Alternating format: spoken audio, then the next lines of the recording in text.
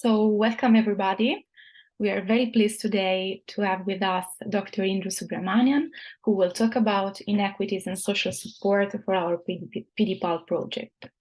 But first, let me have a brief introduction about our project before leaving the stage to her. So the PDPAL project is an ongoing project. In fact, we have a few weeks ahead of us before its end, and it's an European funded project. We decided to focus on palliative care in Parkinson's disease, since those patients have considerable and mounting unmet physical, psychosocial, and spiritual needs, and they experience great problems with coordination and continuity of care.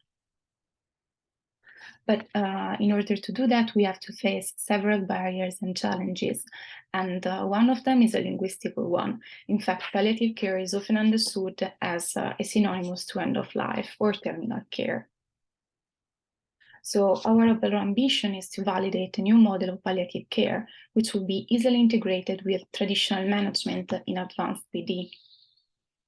Our consortium consists of 10 partners across 7 different European countries, and we are also currently benefiting from partnership and endorsement from several different European associations, as well as other European projects also focused on Parkinson's disease. So our objectives are to draft guidelines and recommendations to understand when better to refer patients to palliative care.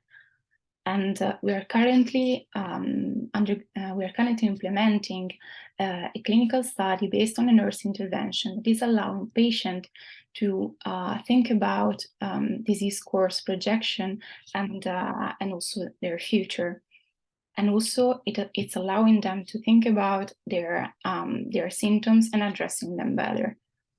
We're also pursuing this educational path, and in order to do that, we already produced a massive online open course that we encourage you to follow. So before leaving the stage, I wanted to thank again all the consortium that is sustaining us, and welcome, Dr. Subramanian. Thank you so much. So it's a pleasure to be here with you today, and thank you for involving me and including me in the conference. It was really eye-opening to learn about all of the amazing things that people are doing and just how open-minded people are to really think about how to do this work better, because I think there's great needs, as we will hear, and it's important that we all work together internationally to do some of this work. So it's my pleasure to teach you a little bit about my approach, and I'll share my screen here. And some of the sort of issues that we have that we're really uncovering, just given where we are today in 2022. So I will teach you a little bit about this area that I have a passion for and doing some research in, and hopefully we can have a conversation about this. So I work at a Veterans Administration. I take care of some of the sickest veterans with Parkinson's in the 6th of the US. So I really see a lot of patients who are very diverse. We take care of people who've come back from various wars, trauma, people of color, a lot of men, but also a lot of women that have been in this space. And so I think, my perspective is a little bit unique. I have a passion for integrative medicine. I have a background in yoga and mindfulness teaching, board in integrative medicine, and we just launched a wellness task force at the Movement Source Society. We've also been very passionate about palliative care here as well, and really taking care of patients from diagnosis into end of life. So wanted to share with you a patient of mine, Gordon Littlefoot. He's a native Indian, native indigenous person in the US. He's a veteran and a retired school teacher. He's now 76 years old. He has Parkinson's disease for the last 24 years. He lives in Bakersfield, California, which is about an hour and a half, 2-hour drive from where I am. He's married to Linda for the last 52 years and has been Dr. Brown's patient, who's a doctor up in that area, who's a family doctor. We've been co-managing Mr. Littlefoot, and basically he's had this issue with developing a pneumonia after having some decline in his swallow. He's having fevers, he's confused, he's having increasing shortness of breath. And so really I need to take care of him within his sort of cultural tradition in a remote location. And so how can we do this well is a question. So we have a lot of patients with different sorts of backgrounds. This is a patient that I met who's a veteran in Washington, D.C., you can see the beautiful tribal clothing and all kinds of amazing, sort of culture that we need to think about and respect when we approach various types of patients. So I wanted to just point out that there was a roadmap that was created, published in the Annals of Palliative Care, that looks at things that we may not have ordinarily thought about in the approach to palliative care patients and end of life sort of issues. And I really think that palliative care is not just something that is an end of life sort of concept. I think that it can be drizzled in throughout care of a Parkinson's patient, really thinking about the trigger points. If somebody gets sick, if they get hospitalized, kind of how we would incorporate care for them at those more stressful times where they have higher needs, thinking about the patient in the center with all the people that care about them, their cultural context. And we should really be thinking about some of these approaches, honestly, from diagnosis, which is what we've been sort of trying to convince people is this sort of wellness concept, a more holistic concept of health, where we not just think about the motor concepts of Parkinson's, thinking about the non-motor aspects, the psychosocial aspects, really thinking about that mental health as something that's front and center. We know that these really, these issues affect quality of life tremendously, thinking about the social determinants of health, and social support is one of them, thinking about spiritual care, cultural aspects of care, and really thinking about, just a very many things that contribute to sort of this roadmap and how we approach patients. And so in this roadmap, they talked about these various domains that I just mentioned. And, we can see here things that we may not have historically really thought about, isolation being one of them, which I'll hit on towards the end of this talk. Anxiety, depression, this mental health aspects, thinking about the social aspects and the various changes that happen to a person living with Parkinson's disease throughout their life, changes with respect to functioning in their community, in their society, in their family, changing roles in the home for some of our patients, and thinking about who they are, if they're a woman, a person of color, maybe LGBTQ. How does all of this affect them as they go through these phases of their disease, and understanding exactly who they are, what they bring to the disease from diagnosis, really, to really help them and support them throughout the stages of Parkinson's disease. We know that mental health is so important in Parkinson's. At least 40% of our patients get depression, anxiety that's clinically relevant through the stages. Patients get cognitive issues, they get psychosis, and there's a huge barrier to getting access to mental health support. And I think we've really stigmatized this and really thought about Parkinson's disease largely as a disease that is motor, affecting largely, populations that we've taken care of well, and that we put in the pictures that we educate our students around, which are largely older, Caucasian, white men with various motor disability. And we really have done a disservice to really thinking about this disease and all its non-motor aspects. I want to put this slide here to just sort of highlight what the barriers have been. Really, there's a lack of disease awareness. The marginalized populations, Black, LGBTQ, women, throughout the world are not getting care, and they're even more at risk given these mental health sort of issues that affect them specifically. We talked about stigma. There's a scarcity of mental health support throughout, and that's why people like psychologists, psychiatrists, social workers, anyone who touches our patient who can really support this are so key. Caregivers are burnt out. We have this archaic model of healthcare where we have neurologists really controlling often the care in a 15-minute or 30-minute appointment where they see people once in 6 months. And then COVID-19, I think, has really affected this in an even greater way. So when we approach patients, I think we as doctors and clinicians know a lot about the medicalization of end-of-life care. What are the surgeries that we may offer people as they get advanced problems? What are the sorts of procedures that we might do, putting in tubes, whether we want to resuscitate patients? And this is really what we talk about a lot, but really what matters to the family are these things in the patient. So their values, their hopes, their wishes, what makes them a person, what is their life story, what really brings them purpose and meaning. These are the sort of intersection points where we really need to have a plan of care and a goals of care discussion that I think incorporate the things. And often this is, I think, where the disconnect happens, when people don't understand how what they think matters, and then the medical team is trying to ask them about all these procedures. And so I think we need to have these conversations and be a little bit more open-minded to giving care more holistically. So I mentioned that I work at a VA. We have this whole health model where we holistically approach patients, not just as medical sort of pills or procedures, but really thinking about the person in the middle and all the things that we can help support them in not just regular conventional care, but really this sort of more whole health model. So we've modified this, and Professor Ray Chowdhury and I have actually proposed a wellness task force that just got launched, where we've sort of thought about this for Parkinson's disease patients specifically. So we think about not just the motor symptoms of Parkinson's, but the sort of more holistic aspects. And we think about, things like bone health, gut health. These are very key to a Parkinson's patient. All the contributions, so vision, hearing, dental, all of these things can really affect how a patient does. Even their sexual health can really affect their sort of whole health of how they function. So the things that we haven't really spent a lot of time learning about and addressing in our Parkinson's patient. We also think about these lifestyle choices that we can help patients adopt.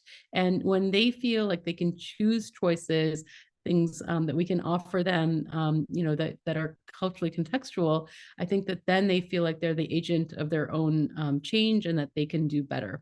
So social connection is a huge piece of this, but diet, exercise, sleep, mind-body approaches, these are all things that can be very helpful for Parkinson's patients.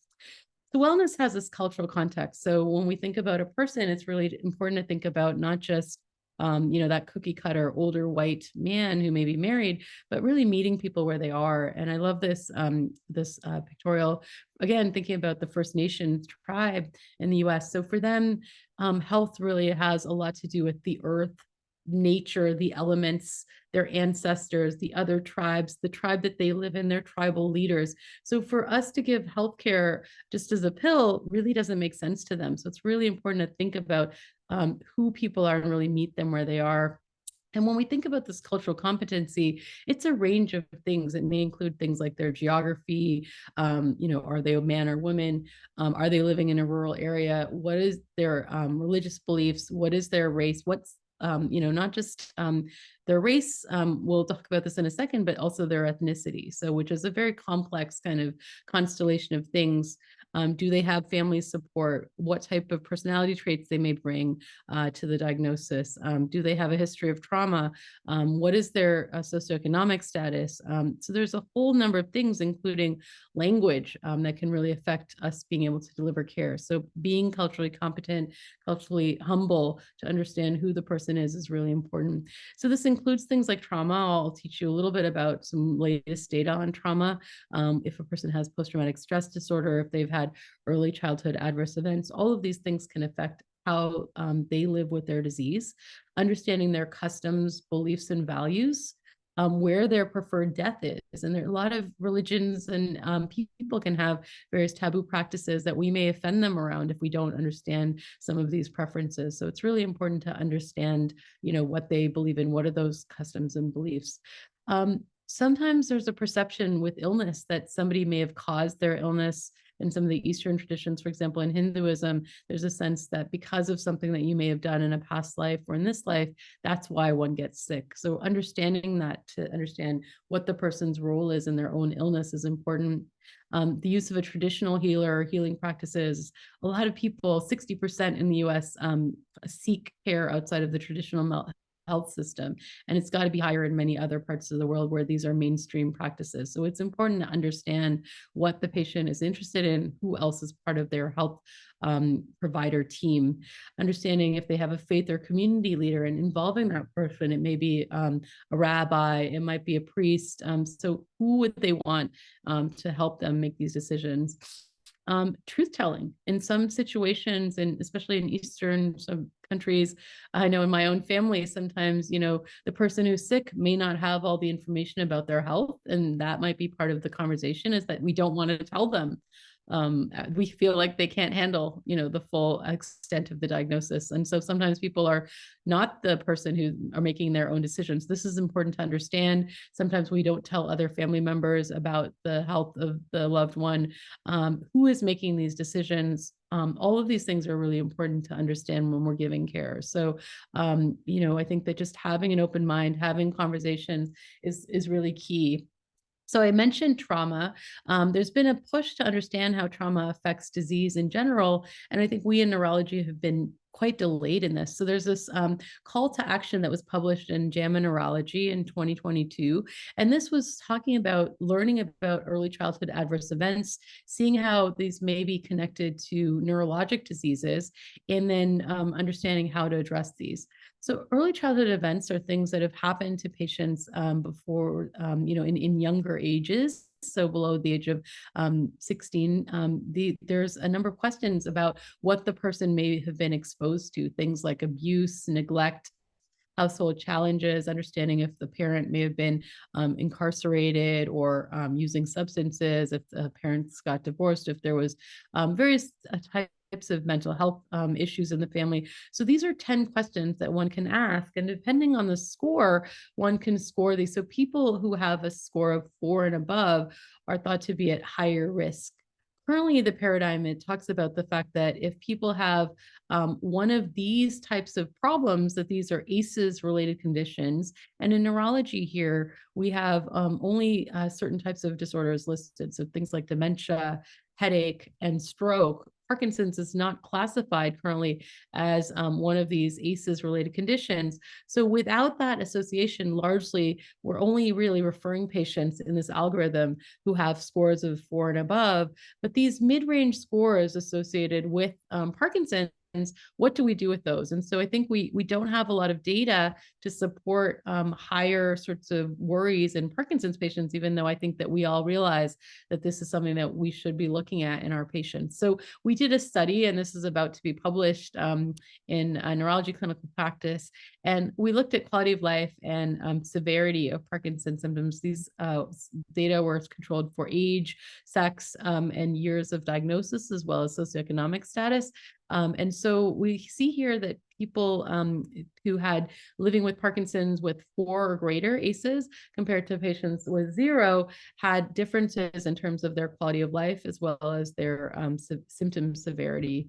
And then we have this chart here looking at, again, the ACEs of 0. These patients had less non-motor issues as well as motor issues as compared to patients who had higher ACEs scores. So I think this is some early data, just sort of understanding a little bit. And these are about 1,000 patients that we were surveying in this cohort. So some early data to look at the effects of trauma, post-traumatic stress disorder. Many of us live in places where there are refugees, older patients who may have been exposed to a lot of adversity during wars. I work with veterans, so I think this is something that we need to care about a little bit. So just in looking at the inequalities in palliative care and hospice, patients who don't get good care in this space include these categories. And I don't think it's very surprising because these are the categories of people that often don't get good care in general. So patients over the age of 85, Black and ethnic minorities, Asians as well in that category, Indigenous people, women. I put a question mark here because honestly, there's not a lot of data. It's quite controversial, and we'll touch on these issues in a second. LGBTQ, rural patients who live in rural areas, low socioeconomic status, socially isolated, or people who live alone, homeless patients, mental health patients that have already mental health diagnoses in general, and then people living in prison. So these are people who all don't get good care. A lot of this is from cancer literature. We don't have specific issues or understanding of a lot of this in Parkinson's specific problems, but I think we can translate this data probably quite easily into our populations. So I spent a lot of time thinking about who isn't getting care. We wrote this paper on women in Parkinson's disease, looking at some specific psychosocial aspects and unique aspects of motor and non-motor presentations in women.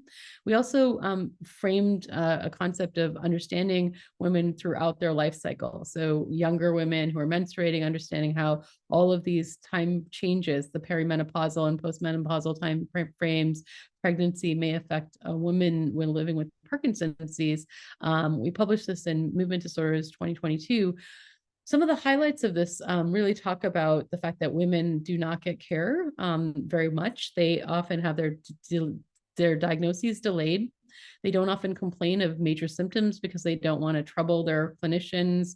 And they often tend to take care of other people instead of taking care of themselves. So they're often late to getting care, often, even when they're offered care, don't necessarily take it, and they're often don't necessarily follow up very robustly, given the fact that they're taking care of other people. So we really have to frame some of this and understand how this affects care. And often many of them lack social support. A lot of the men in their lives fall out of their lives. And so it's really often another woman that needs to support them. So I think understanding this from this specific sex and gender context is important to help patients living with Parkinson's to get the social support they need, perhaps from other women, to understand the psychology of the fact that they may not come to you and complain. We really have to be proactive about getting them in and really supporting them from the ground up with caregiving to give them good choices throughout their disease course.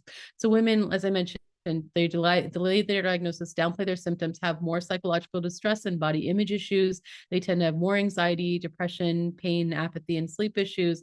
We talked about the fact that they have less caregiver and social support, and they're more likely to be institutionalized. They have less likely access and accepting of advanced therapies such as deep brain surgery, and they often feel that they are not heard or seen. And this has been heard about from many sort of talks we're giving.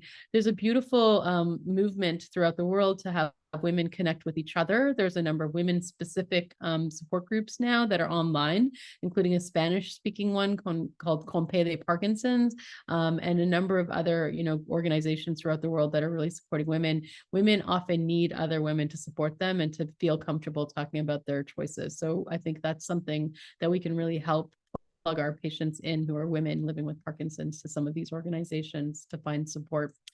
So switching to Black and ethnic minorities, we see here in this slide that with COVID specifically, there's been really this sort of risk assessment for people living with Parkinson's for the COVID-19 pandemic, looking at palliative care. This was specifically called out in this paper by Professor Chowdhury and Miyazaki. So thinking about the words a little bit, people get a little tripped up between race versus ethnicity. So ethnicity is really this constellation of things that affect how a person is culturally contextualized. So really country of birth, nationality, the language they speak at home, their ancestral sort of country of birth, skin color, where they live from an origin perspective, racial group or religion. This all kind of factors into ethnicity. Race, which is a different term, really refers to skin color. And so I think it's important to really think about the ethnicity of people when we're talking about delivering care. So I found this thing, it was a monograph looking at palliative and end-of-life care for Black, Asian, and minority ethnic groups. This is a relatively recent publication. King's College was included, looking at really the unmet needs of this population. So there's really, from the ground up, you name it, there's problems in these areas. So lack of referrals, lack of knowledge, lack of English-speaking resources, really from a religious standpoint, really not being able to converse with people well. Some of the religion gets in the way of being able to talk about these things. And so understanding how to do this better with religious leaders. There's a number of issues that many races have had with dealing with the medical system. So there's already mistrust in many patients going into some of this care. You add on a language barrier, you add on these other barriers with religion, and it's really a recipe for a lot of problems to happen. And so communication is another thing. There's really been difficulties sometimes with understanding how to translate. People use family members as translators. These people are not ideal translators, obviously, because they have their own biases. So finding well-translated materials and using translators that are objective in having these discussions is very important. As I mentioned, the mistrust issues. And then we talk about things like pain control, for example. There's been a lot of data talking about biases with practitioners thinking that, for example, Black women specifically, or Black patients, have a higher pain threshold and need less pain medicine. So really, a lot of things that we have to really look at from the ground up in terms of giving care. So we need to be doing things better, training our staff better, really being a little bit open-minded to, what we're not doing well, and really thinking about how to reframe this. And so perhaps working with religious leaders, different sorts of people that are leaders in these communities, having open conversations is key. So really reaching out, learning about these communities before, we can even have discussions around healthcare. It's really just important to understand what many of these communities are dealing with, and establish trust. So moving on to LGBTQ patients, there's a huge number of issues in this community as well with trust. Many patients have felt, this is through various surveys, bad experiences with the healthcare system, have felt threatened, victimized, have had issues with fear of accessing healthcare. So a lot of significant issues. Many of these patients do not have a living will and have not appointed a healthcare proxy. You see here from this data on Barrett and Houlihan. So really, I think, thinking about this community, there's a number of barriers. A lot of the times they don't have the classic spouse to make these sort of decisions for them. As people age, there's a lot of social isolation because of a sense of felt homophobia and mistrust from healthcare providers. They may not seek care. From a legal aspect, there's poor advanced care planning and end of life in many of these sort of populations. There's a sense that they're not terribly involved with research. As people get older, greater than 65 years of age, felt the need to hide their sexual orientation, if even from people like home health aides and places in long-term care facilities, really hiding a significant thing that has affected their personhood. Some of them have felt the need to go back in the closet once they've needed to be institutionalized. So really a huge change for some of these folks.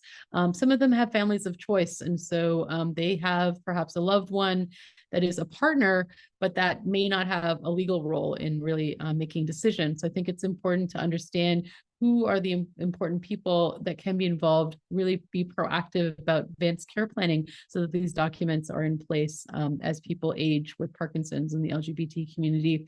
There's just recently been, papers coming out on this. Really, we don't have a lot of data on LGBTQ issues. I urge you to look at this one by Deeb and Lynn, who are themselves movement disorder doctors who are heading up, and they are in the LGBT community, and they're very involved in national and international level LGBTQ work for Parkinson's patients. So I urge you to take a look at that paper.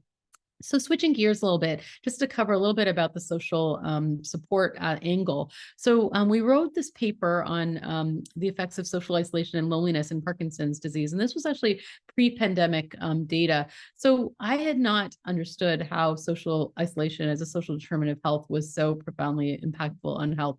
So we have data that social isolation is worse than smoking a half a pack of cigarettes a day or being obese in general populations. It predisposes to people having a higher incidence of dementia. And there's really been a lack of research in this in general, but we see a lot of health consequences.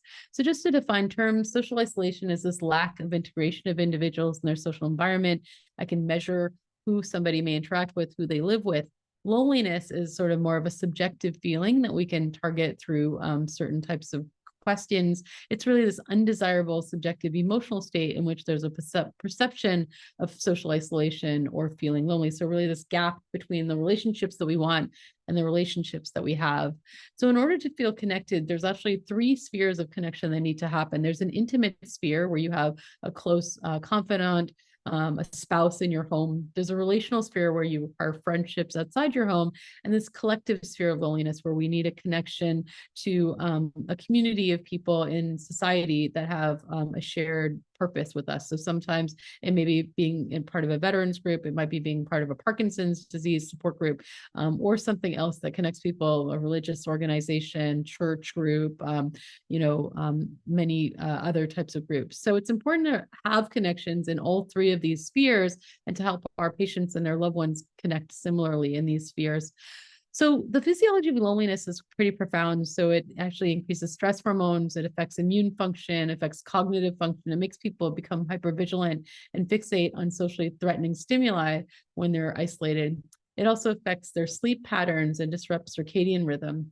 So we looked at loneliness in a cohort of about 1,700 patients with Parkinson's, and we wanted to look at it as a modifiable variable.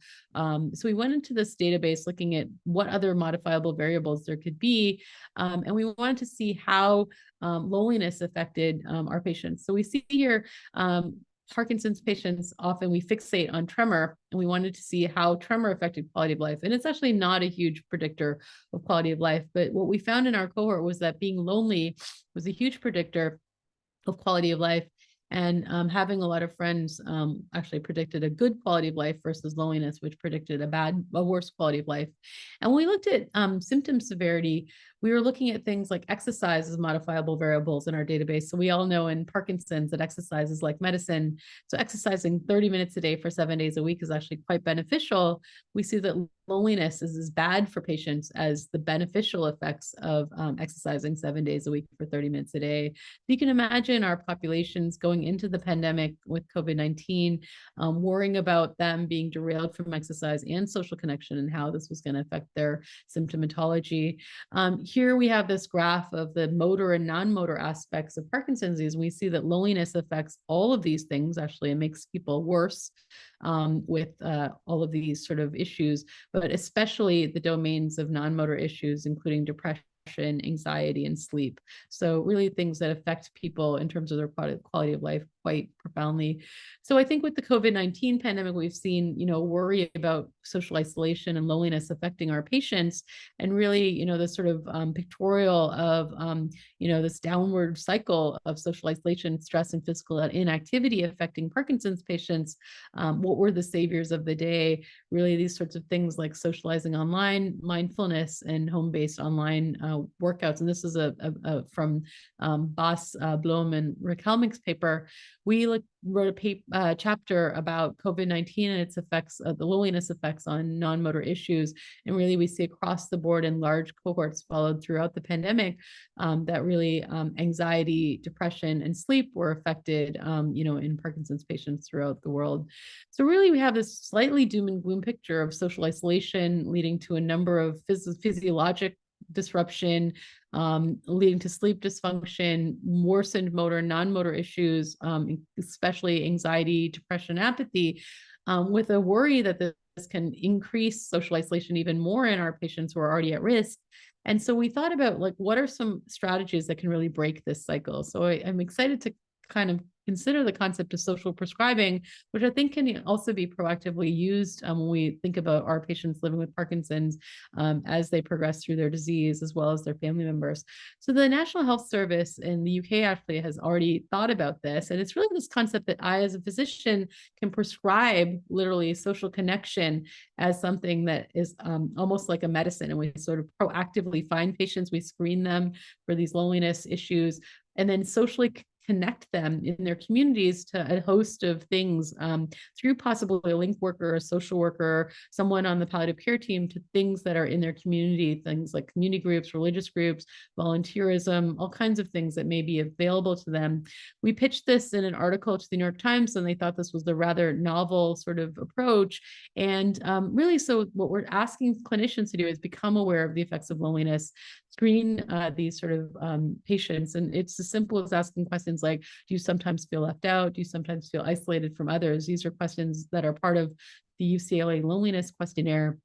And then finding ways to intervene. So concepts of, social prescribing, tailoring this in the cultural context, finding things that may be meaningful to the patient, psychological interventions if loneliness is more profound and there's clinical problems developing, things like mindfulness, cognitive behavioral therapy, things like that. And then really understanding how wellness strategies that can be proactive can really affect these as well. So diet, sleep, exercise, mind-body approaches can actually also support this whole concept of, sort of social prescribing and wellness. So really, we have this sort of, I showed you the barriers to mental health access, and I think we propose some solutions here. So educating patients, making people aware of, the various aspects of this disease, engaging the multidisciplinary team, as I've already talked to you about, the mental health providers, yoga teachers, physical therapists, you name it, we want to engage them and allow people to be empowered to teach them lifestyle choices that are culturally contextual,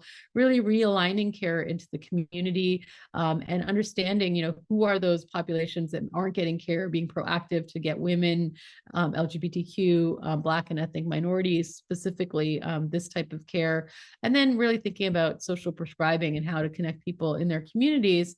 And this sort of last slide I leave you with is really sort of, what are the sort of aspects that are in the end of life care pathway? Really, I think that we see throughout sort of the pathway here that we want to drizzle in social care, spiritual care services, support for carers and their families, and really giving patients information. And so when we give these talks, really, it's important to realize it's not just about the patient, but their caregivers as well, helping them to understand, and even us to understand as caregivers, that this has been a sprint, really not, and it's not a sprint, it's really a marathon that we've all been running through with COVID. So giving ourselves permission to sort of take care of ourselves, giving our caregivers permission to do this. I love these books, really talk about all of these issues. Urge you to read them. So The Lonely Century, Together, these talk about social isolation. And then I think the concept of a person as their own agent of change. I love Viktor Frankl and his work. So we have Mr. Littlefoot. He's worked with his neurologist to understand his disease roadmap, was able to fill out an advance directive. His wife and family were able to follow his wishes when he got sick, as these were clearly documented. His wishes were communicated to Dr. Brown, who was able to execute them locally there. His wife was able to gather support through the process by involving members of the palliative care team that included a social worker, psychologist, and swallow therapist. She was able to facilitate her own wellness through a yoga class and a support group. The context of his beliefs, given his indigenous background, were incorporated. A spiritual leader was able to support him, as were his tribal family as well. So again, I think we can do this work, thinking about the cultural context, and hopefully I've given you some things to think about. Thank you. Thank you so much, Indo, for this very complex but still a very lovely presentation, and a great contribution to already many topics that we have discussed in this webinar series. And I was wondering, because you mentioned some very lovely books here, and it reminded me of something that actually took place already in 80s, and I don't know if you are familiar with Arthur Kleinman's work. I'm not. Tell me about it. Because he was a physician and psychologist, and he did some of his work in China and then also in United States. And he kind of suggested that if your task as a healthcare provider would be to gain insight into the client's worldview, culture, social context, and spirituality. And the task would be to explore what is most important to clients that can help to build a trusting relationship between the healthcare provider and the patient. And so the questions that he encouraged people to ask and wrote in his books also were like, what do you call your problem? What name do you give it? What do you think has caused it? Why did it start when it did? What does your sickness do to your body? How does it work inside you? How do you feel? How severe is it? What do you fear most about your sickness? And what are the chief problems your sickness has caused for your family? And also the question, what sort of treatment should you receive? And when we now think that this book has been cited like so much, and is very prominent in narrative medicine, for example. So now we are in 2022, and his books and his work, and there are many other people like this, have done very excellent work towards what you are now telling us about. So why do we fail? Why do we fail? Because we understand that it is important. And so why don't we start there? Yeah, I mean, I think that there's just been a largely commercialization of the healthcare system, right? And I think when we really look at, I mean, I work in a place that's a little bit different as a model, but generally here in North America, we have a complaint. The patient comes in and they have to complain about something, and I write that down as the chief complaint, and then I bill around that complaint and the disease, right? So it has very much a very medicalized approach to you have to have something, pick one thing. Tremor, okay, let's write about your tremor, and then we talk about how bad it is, and then we give you a pill for the tremor, and the billing is largely just around these sort of episodic sort of things about complaints. We try to fix one thing and then we go on to the next thing, and we just and even when we're referring to a physical therapist or a psychologist, it has to be for a medical diagnosis. There isn't really a sense of proactive understanding the whole person. And I think because of the way we get reimbursed, at least here, it's sort of like the sicker the patient, the more aggressive the procedure. We can put in DBS and program, and we end up creating these clinics where people literally come in, and all we do, and I have fellows that come, spend an hour just tweaking the DBS machine and have fully forgotten that the patient lost their wife last month, and I'm like, how's he doing? Because his wife died. Oh, I didn't get to talk about that. We were, but the electrode 3 and, going up by 2 hertz is actually, very beneficial for his tremor. So I think we've sort of lost our, the beauty, the art of medicine sort of in the weeds of, all this, medicalization. And I think, we looked at, the World Health Organization and their concepts of health, the sort of, true sort of holistic, not just the absence of disease, but, the sort of supporting the whole person, mental, physical, spiritual. I mean, this was a definition that was created in the 1940s by our leaders of medicine. And when we talk about even palliative care and the tenets of that, it marries very well into a lot of this more holistic philosophy. But I think most people don't have the time, the level of documentation also, that we have to write out all this electronic health records with this or that. We're not going to be able to get our bills paid, and our lights will be shut off in my office if I don't get enough of these things. So I think we really have done a disservice to ourselves as clinicians, and I think that's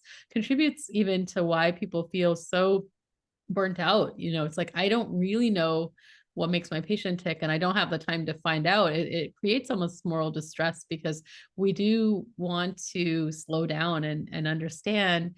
And what makes me sad is that, sometimes we don't take the time to care about many of these things. What brings you joy? What brings you meaning? What is health really to you? How is your disease affecting you?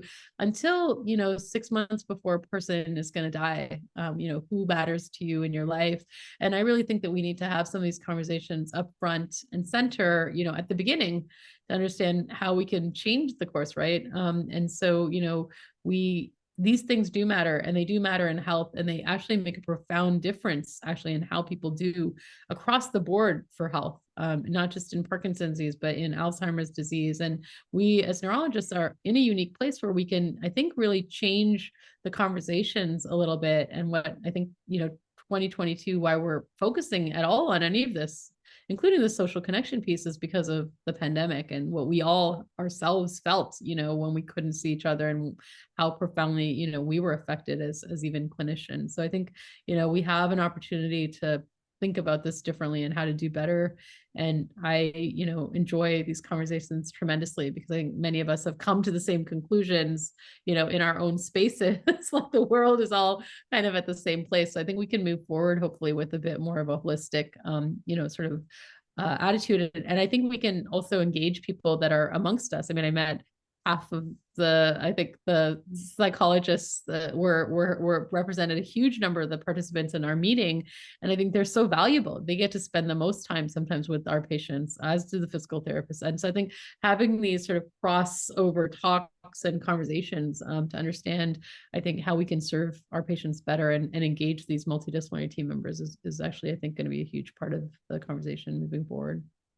Mm-hmm. I want to go a little bit back to the beginning of your presentation, where and what you mentioned right now as well, that usually when, for example, when I teach my students, then they immediately, when I talk about culturally adapted care, or let's say cultural sensitivity, then they immediately say that I need the competencies and the knowledge, kind of.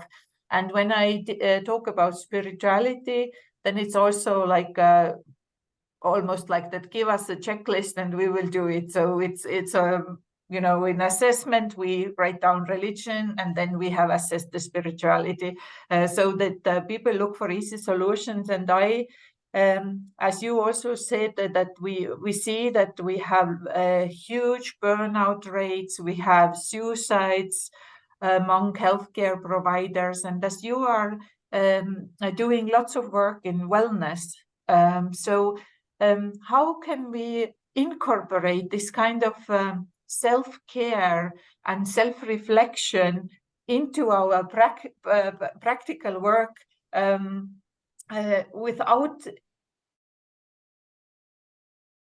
that I give for my workers here 6 weeks yoga course, and then after that they should feel better, and we maybe do even science, like we measure them in the beginning and at the end, and then we publish and oh yes, this mindfulness 6 weeks came with great benefits. But you practice mindfulness, so you can maybe tell us a little bit how this works, this practice part of it. Yeah. I mean, I think that, mindfulness in its essence is really just being, present in the moment with, whatever the current situation is, in your thoughts. You sort of reflect, when you talk about meditation, you're sort of reflecting internally, but there's actually ways to be mindfully present with others as well.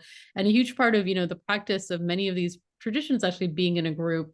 Sometimes, sort of having conversations, you have a practice of, 5 minutes of meditation, and then you discuss how hard it was to sort of focus on this and that because your thoughts were coming in and out. And so the group experience and being there with people is tremendously impactful. I spent the last year doing this New York Zen Center contemplative fellowship. So I won a scholarship and spent a year with other healthcare providers from around the world. Some of it was online, some of it was in person, looking at some of these practices and how they may apply to our patients and ourselves actually as clinicians. So one part I think is that it doesn't have to be that complicated, really. I think this being in a room with a person and seeing that person for who they are and having them feel like they're heard and seen, slowing it down and just taking a moment to kind of get to know them, having a conversation about some way to connect with that person is actually tremendously therapeutic. And it doesn't always have to be that I have a problem and I have a solution, right? There are people that we meet in different spaces, and some of the most beautiful and most impactful spaces that I've ever been in as a clinician can be just sitting with a family with their loved one dying and being just there as a person, and not having an answer. I may not have an answer to the pain control. I might not have an answer to all the problems they're having. And we've decided that this is, the end of their life in hospice, and, these are the last days. But, being there and being present and just sort of a connection with people in a shared space can actually be tremendously therapeutic and feel helpful to me as somebody who does this work. And I may not have a solution, but I don't always have to have a solution. It's sometimes just being in a human experience that's shared. And I think that we have to sort of, many of our younger trainees feel like they always have to do something or say something or fix something. And, it's like this sort of frenzy. And often it's just actually none of that. It's just sitting there and just, being present in that moment and having somebody feel like you as another human being, and I'm their doctor and have taken care of them, have come and are there for them. And that's actually profoundly important for the family and the person, who may be dying as well, to just have that experience. And maybe that's a little, spiritually weird and wacky and not appropriate, and we can't build for that. But that for me is really where sometimes the magic happens or the connections happen. And teaching in that space, bringing a trainee in and like, let's just sit here and just be here, I think that slowing down has actually, some of our residents have come back saying, you know what, this is the only time in my 4 years that I've ever been in this sort of space or ever had a conversation about advanced care planning where we just sat here and tried to understand who the person was. In 4 years of training, this is the only time I've ever seen this type of interaction. And so I think, this is why we went into medicine, many of us, right? I mean, was to make these connections and make people feel better and to help people in whatever way. So I think, to slow it down and really get to the source of what I think sometimes is sort of the medicine. And it may not be a pill, it may not be anything that I'm going to change. It's just having me be present and that shared sort of human connection, which I think is profound. And that's why, coming there to Padua and meeting all of you and understanding that this is, a shared sort of hope and dream that we all have for our patients living with Parkinson's, is to give them, a better end of life. It doesn't matter who we are, where we are, what our, sort of workplace is. This is, aspirational for all of us is this work. And I think we can sort of work together to sort of be honest about what should matter. I had some beautiful conversations with you, Pirette, and Dr. Lorenz about some of these spaces as well, and learned a lot, so. Yeah. So now I have a very specific question, and maybe you don't want to even answer it, but first, maybe just a short comment on what you said, that obviously we have some kind of perception of a person who is in front of us. And then if this person looks very different from what, as we know ourselves, maybe, so there is obviously othering happening. And so you wish to put people in the boxes so that it becomes easier. And throughout the history of medicine, and in particularly nursing, there are lots of transcultural care models and so on that honestly, they are very colonialistic, and in a way that they kind of have this, how the things are done in our culture and how to implement those to other cultures. Now, of course, our society, and of course, we have had diverse societies also during the Middle Ages, for example, but we think that it's kind of modern phenomenon where in our hospitals or in places where care for people, we have this kind of, we don't have any more territories where certain ethnic groups are located, but they are just like all there. And we ourselves also cannot even say which box we should put ourselves. So how you teach this kind of othering phenomenon, or how to cope with that if you have people in front of you that you don't know so well, or you think that they are maybe very different from what their beliefs are very different from yours. So how do you cope with that situation? I mean, I think it's part of our society today, right? Is that there's so many, sorts of complexities of everything, and the intersectionality sometimes of, let's say, a woman who's Black who might be, a lesbian, or what, these different layers that sometimes. So I think, there's not a scripted way. Sometimes it's just about sitting there and just being open-minded completely and having a sense that we all bring biases. I went to something, it was in the Black community here in LA. And the first thing we were supposed to do was find, before we even met each other, was to write down in our childhood, in our homes, what was the bias that we grew up with, that now we look back and we're like, we had, this bias. And every single person, we were supposed to share this amongst each other. And every single person in that room, many of them were Black, had biases about white people, about this person, about these sorts of people. I have biases, that were profound, that my parents, raised us with.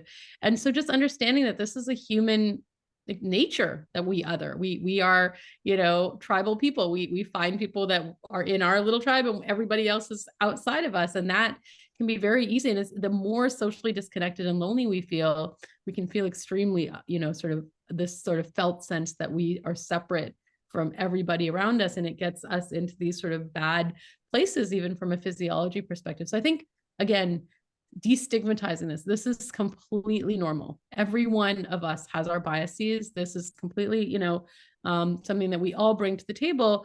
What is the best way to sort of start is just to have, I think, very open-ended, open-minded conversations to say, I have I grew up with these biases. You may have had these biases.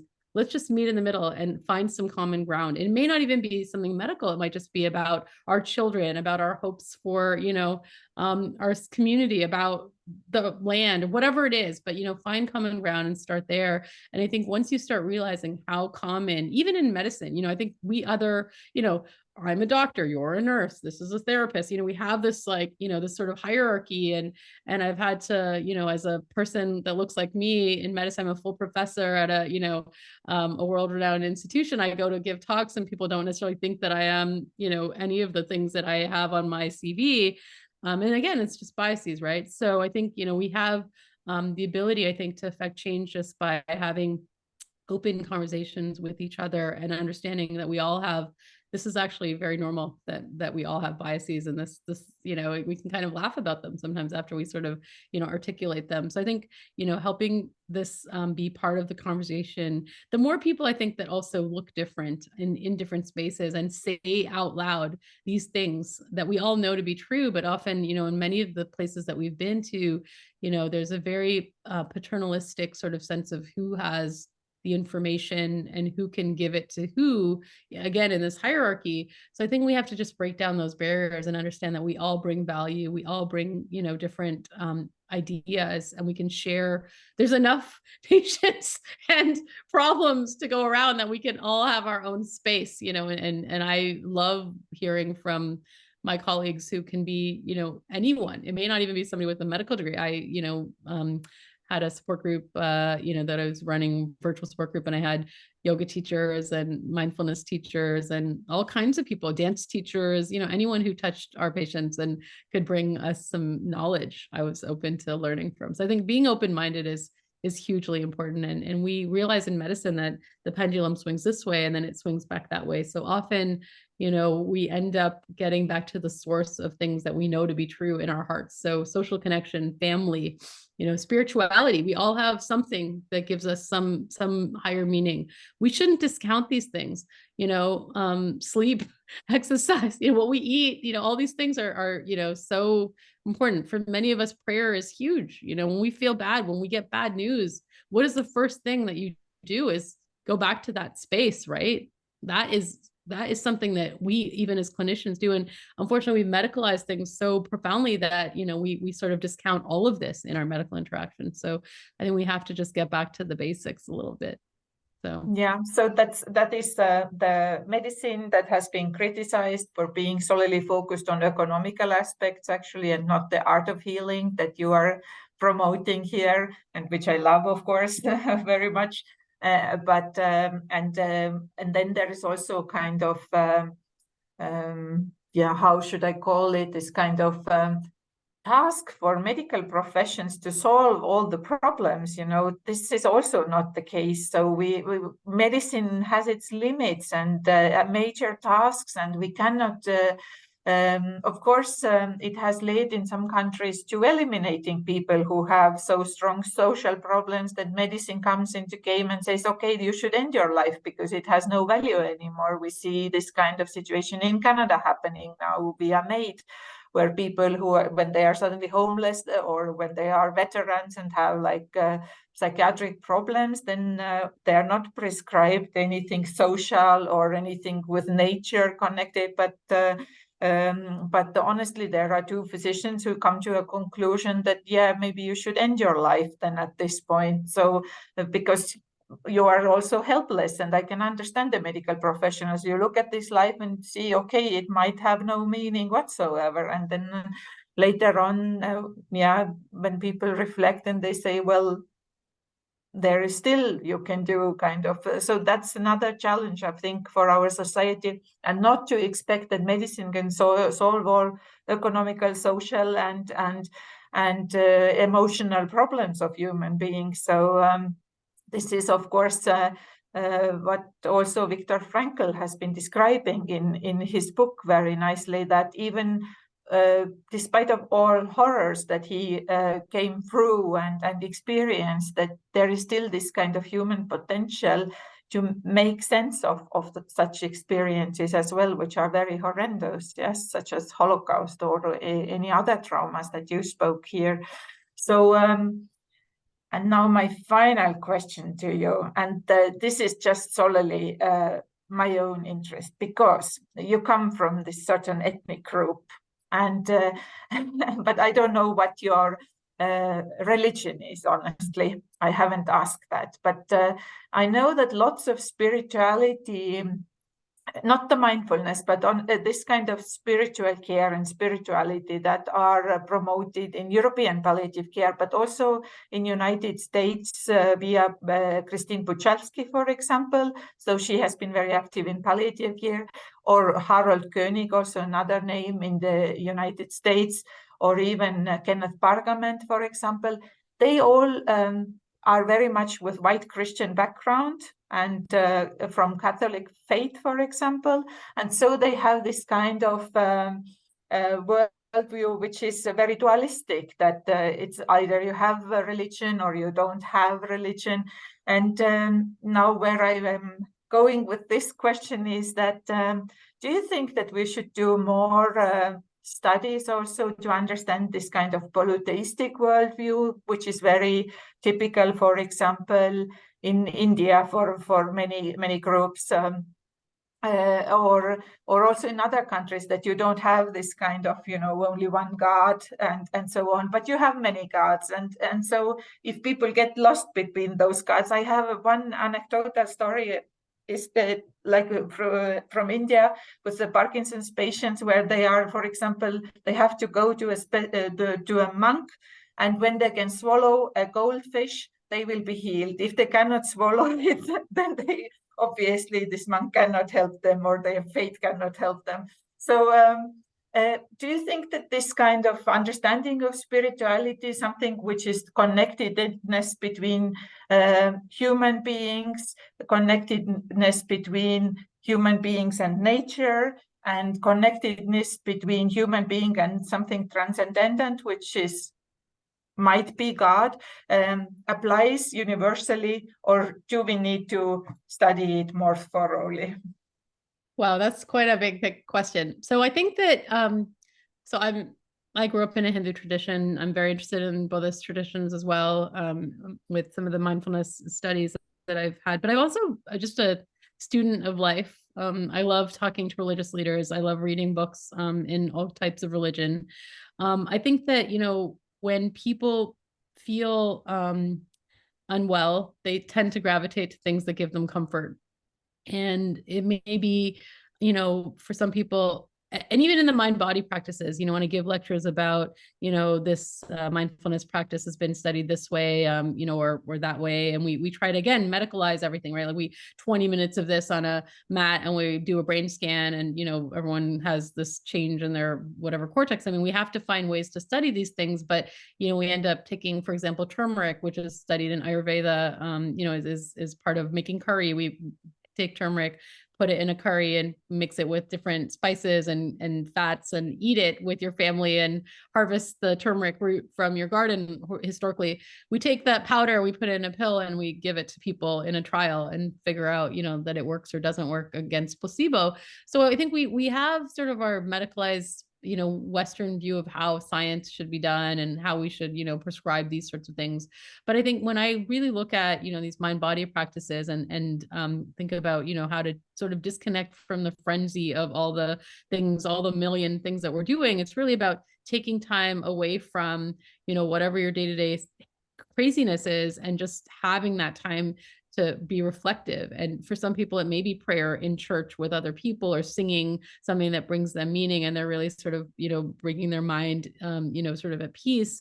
For some people, it might be going in their garden and smelling their roses, or being in nature on a hike with their best friend. So where that sort of, stillness comes for you, and that sort of ability to disconnect, it could be in any number of practices. And I'm very open-minded to, understanding for each person what that means. And for something that works for me may not work for you, and it may not work for my patient. And why would I try to force them to do that, right? It's really, understanding what they love to do, and finding more of the things that we can help them to find comfort in. So I think it may not be, I think many people identify as being spiritual, but not necessarily religious, with an affiliated religion when you ask them. But I think when people get sick, again, they find meaning in something that brings them comfort. So understanding how to have those conversations with people, and it may not be in our standard religious way, right? Of like, who's your God, and what church do you go to, and how much money do you donate to them every year, or whatever. Like as the sort of ability to understand if somebody's religious, it may be, do you listen to your favorite song, when you are sad, and how does that make you feel better? What is that? What is the feeling that you get from that?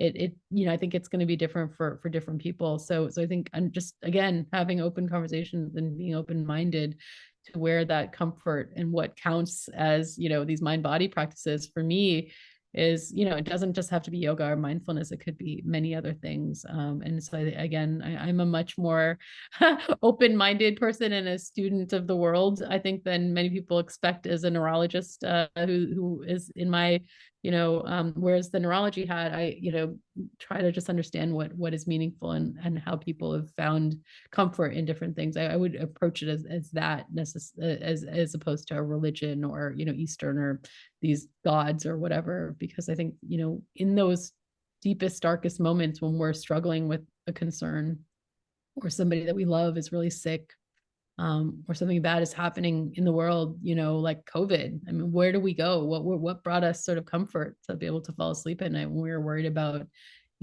just going to the hospital to see our patients every day and not knowing what the future held? I think that's really where, again, the sort of magic is and the medicine is that we, again, don't know how to put our finger on, because we've sort of tried to put it in boxes, for each of us, and categorize it and teach it. There's not a checklist. There is no checklist. If the checklist existed, then we wouldn't be as complex as humans, right? I think that's the beauty of each of us, is sort of just the connection that we all share as humanity, also the complexity of each of us as a person, that even every day may change, so for today it may be this, but 10 years from now, even in me, it might be something very different.